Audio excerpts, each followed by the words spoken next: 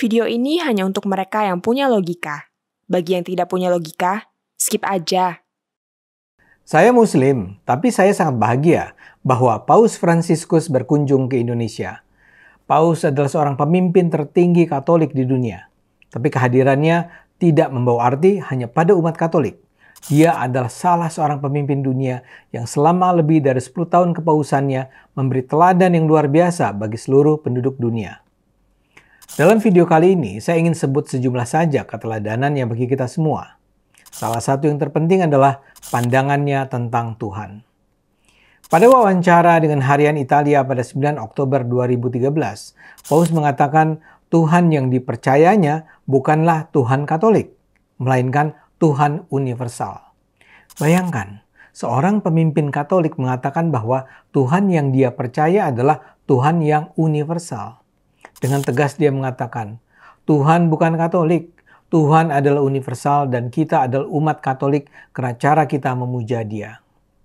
Dia bilang Yesus adalah guru dan pemimpinnya, tetapi Tuhan Bapa tambahnya adalah Sang Pencipta.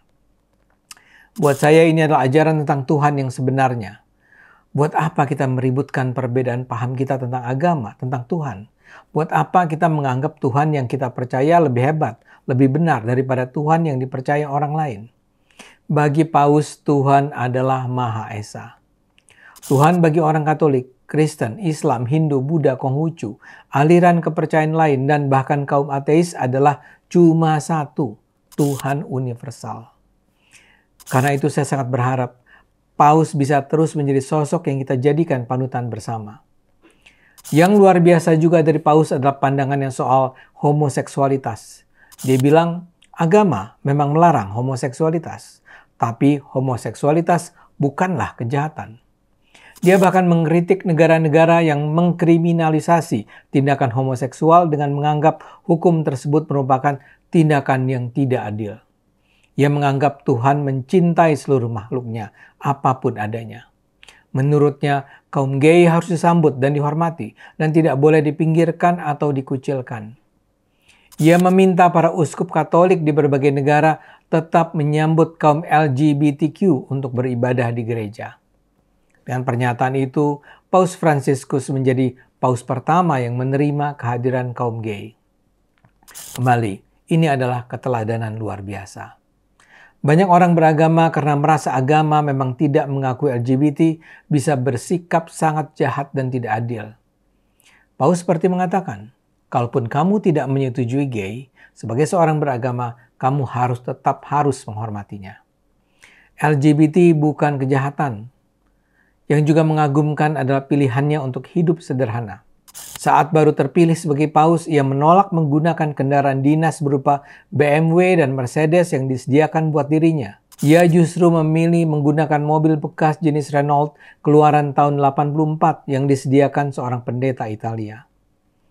Selain itu, ia juga menolak menempati apartemen mewah khusus bagi paus di lantai teratas Istana Apostolik Vatikan. Paus Fransiskus malah memilih tinggal di apartemen yang didirikan oleh mendiang Paus Yohanes Paulus II di dekat Basilika Saint Peter. Kecintaannya terhadap kaum yang papa dan menderita juga luar biasa. Dia adalah paus pertama yang membasuh kaki tahanan perempuan sebelum Jumat Agung. Selama berabad-abad, paus hanya membasuh kaki tahanan pria dalam ritual yang menyimbolkan kejadian sebelum Yesus disalib, di mana dia mencuci kaki ke-12 pengikut setianya. Paus Fransiskus mendobrak tradisi itu. Ia membasuh dan mencium kaki salah satu narapidana perempuan di penjara di Casal del Marmo, Roma, Italia, Kamis 28 Maret 2013. Lebih hebatnya lagi, salah satu dari 12 tahanan itu adalah seorang Muslim Serbia yang tengah menjalani proses hukuman di Italia.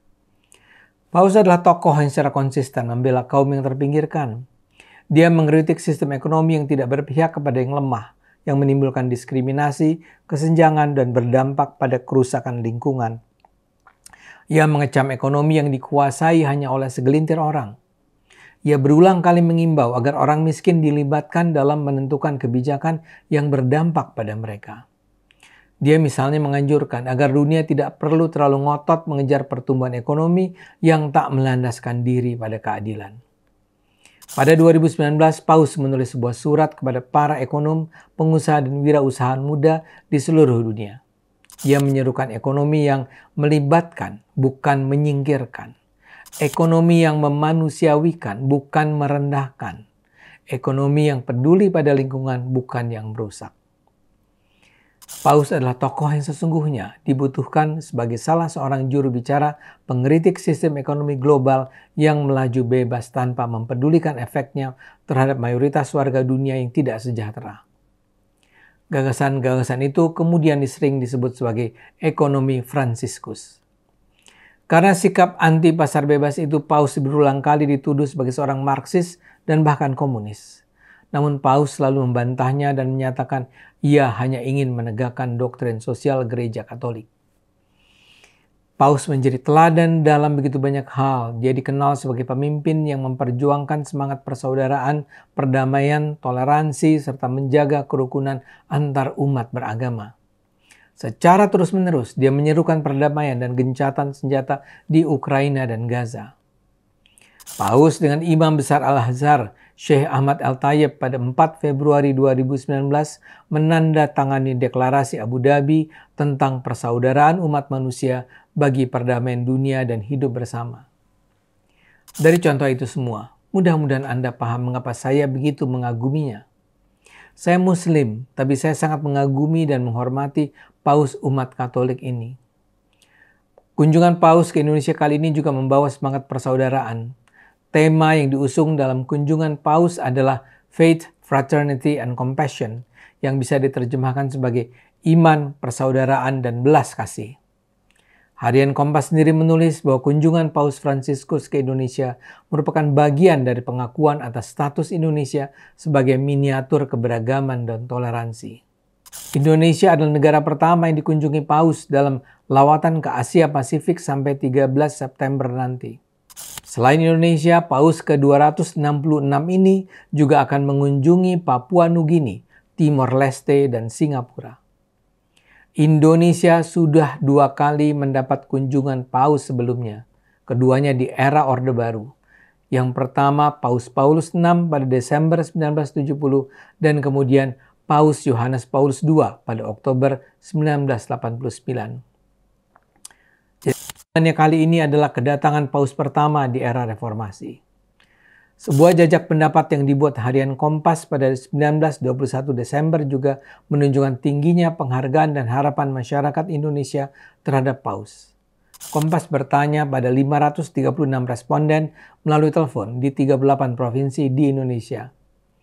Ketika responden ditanya, apa makna kunjungan Paus Fransiskus ke Indonesia? Ternyata hampir 42% menjawab Paus membawa misi perdamaian antar umat beragama, toleransi, dan penghapusan diskriminasi.